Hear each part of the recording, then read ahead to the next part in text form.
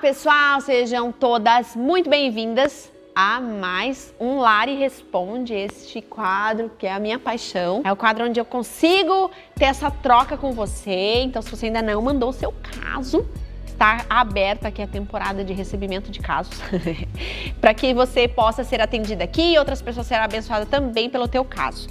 E vamos direto ao assunto. O caso de hoje é: oi Lari, oi. Preciso de ajuda. Namoro há 3 anos e no começo era super legal. Ele era muito amoroso comigo, me tratava super bem. Conforme o tempo foi passando, parece que ele se transformou. É totalmente frio comigo, é grosseiro nas palavras, nem sempre posso contar com ele, só quer saber das coisas dele, trabalho e amigos. Estou tentando fazer dar certo, mas ele não colabora. Ele não é cristão, só eu vou na igreja e isso também é um ponto que me incomoda. Devo terminar? Eu queria casar para que possamos viver algo novo juntos, mas não sei mais. Meu Deus, tem muita coisa aqui nesse caso que eu tenho para falar para vocês, mas antes, bora de vinheta.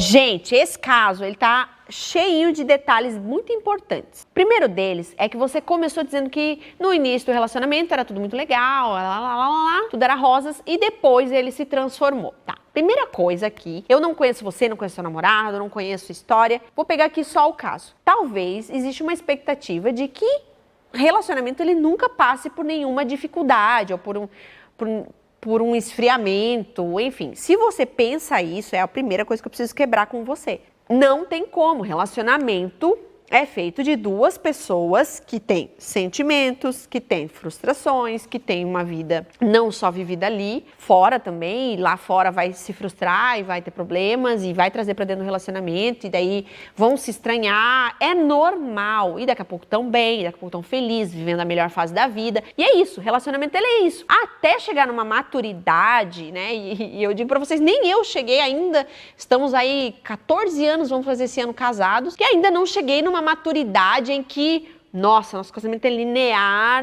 passamos, assim, anos sem dificuldades. Não, tem temporadas melhores, temporadas que a gente se estranha, que tem que conversar, enfim. Então, primeira coisa aqui do teu caso é, ele começou bem, vocês não estão tão bem. Talvez seja uma fase, você precisa também levar isso em consideração.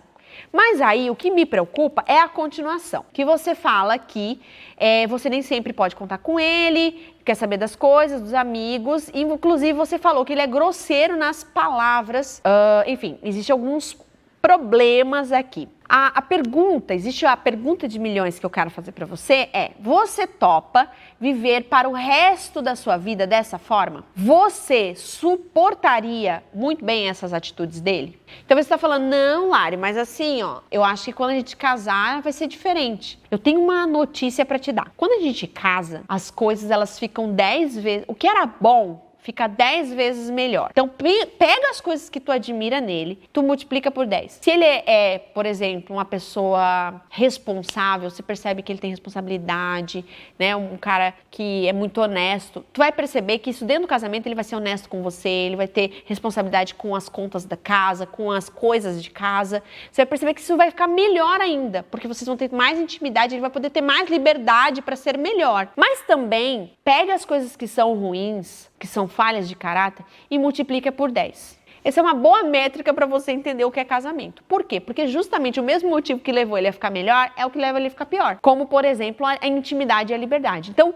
por muita intimidade, você vai perceber que dentro do casamento, se ele é preguiçoso, ele vai ter muito mais preguiça. Porque, enfim, agora eu tô casado. Se ele é grosseiro nas palavras, no casamento, com muito mais intimidade, eu não sei aonde isso vai parar. Se ele vai continuar sendo só grosseiro nas palavras ou se ele vai partir para alguma violência física. Então, existem coisas que no namoro você precisa levar tanto em consideração que ao ponto de talvez tomar uma decisão de que não quero isso para minha vida. Ou então, não, eu suporto muito bem essas coisas. Sabe por quê? Porque a gente fala, né, existe essa frase que o amor é cego. Gente, o amor ele é cego depois que você casa. Aí dá uma cegueira assim, porque enfim, você escolheu essa pessoa e tudo mais. Agora, no namoro precisa ver muito.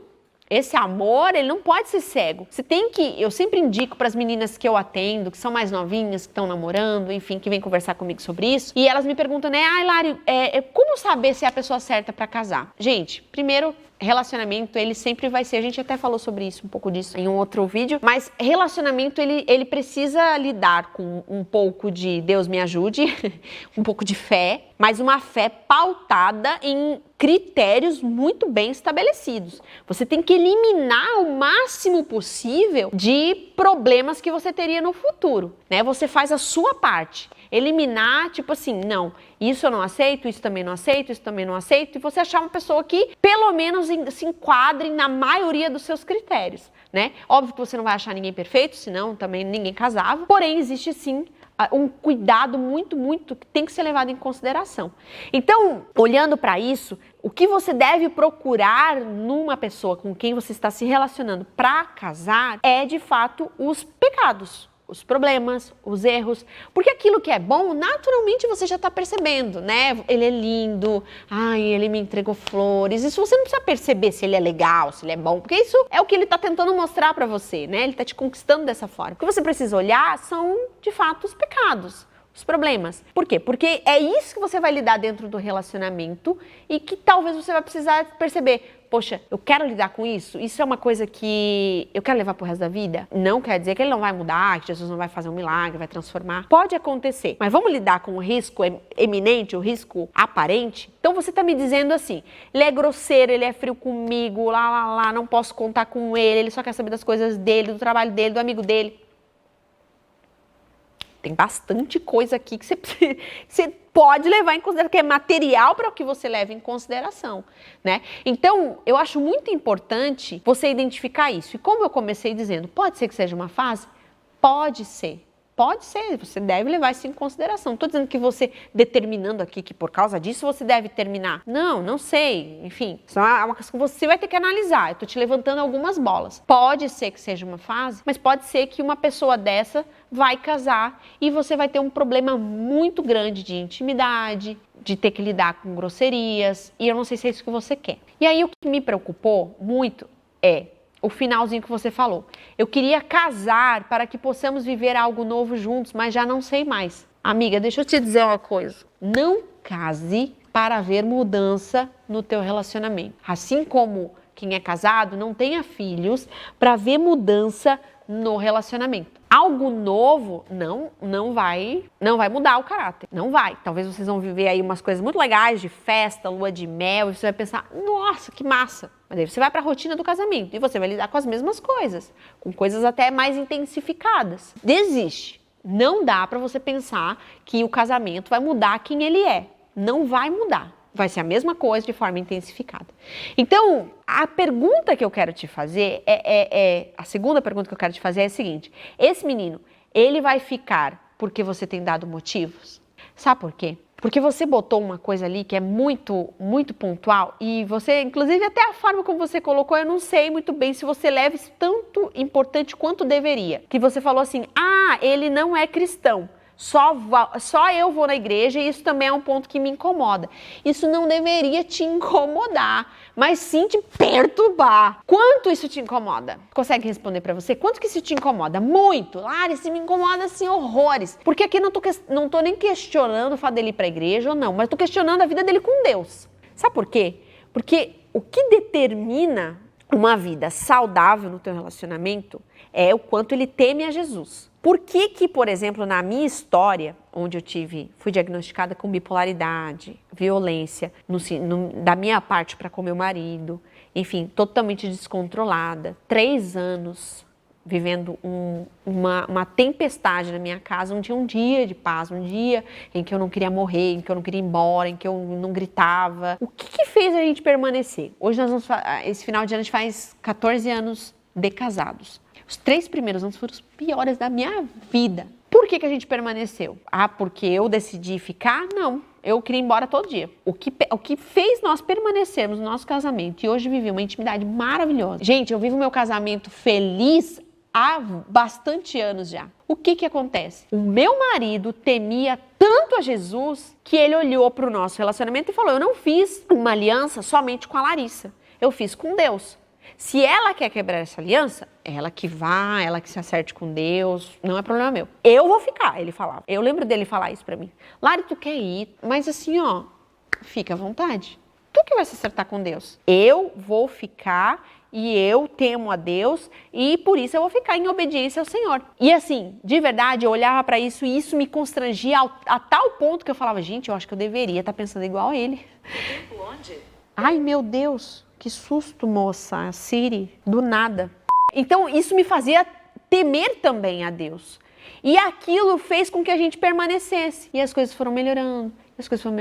A gente foi investindo um no outro, eu fui investindo no meu relacionamento com Deus, eu fui amando mais a Jesus. Então, o que fez a gente ficar não foi os motivos que eu dava para ele. Aliás, não tinha motivos nenhum. E nem o motivo que ele dava para mim. Por mais maravilhoso que ele foi nesse período, assim, ele foi muito maravilhoso, irrepreensível, um homem de Deus, de verdade. Mas não foi isso que fez ficar. O que fez ficar foi por causa da aliança que fizemos com Deus. Ele temia Deus. Ele tinha todos os motivos para ir embora, todos. Mas ele permaneceu, porque eu lembro muito bem dessa frase. Lari, eu temo ao Senhor. Eu fiz uma aliança com Deus. Eu vou ficar por causa da aliança que eu tenho com Deus. É eu, você e Deus. Se aqui está quebrado, aqui não está quebrado. E não vai quebrar. Eu não vou quebrar a minha palavra que eu dei para Deus. E nós ficamos. E hoje nós podemos colher resultado desse temor a Deus, por causa de um homem de Deus. Então, quando você fala, isso também me incomoda, isso deveria te incomodar muito.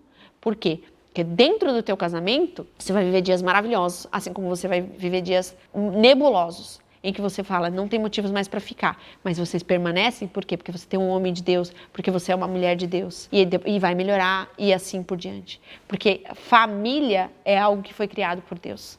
Então, não é feita uma aliança entre só vocês dois, sem que Deus participe disso. Agora, se você casar com um homem que não teme a Jesus, a primeira topada que vocês derem, tchau, né? Enfim, não tem motivos para ficar. Tentei pegar aqui o teu caso e desmembrar ele. É muito importante que o critério de que um homem que teme a Deus seja lá no começo.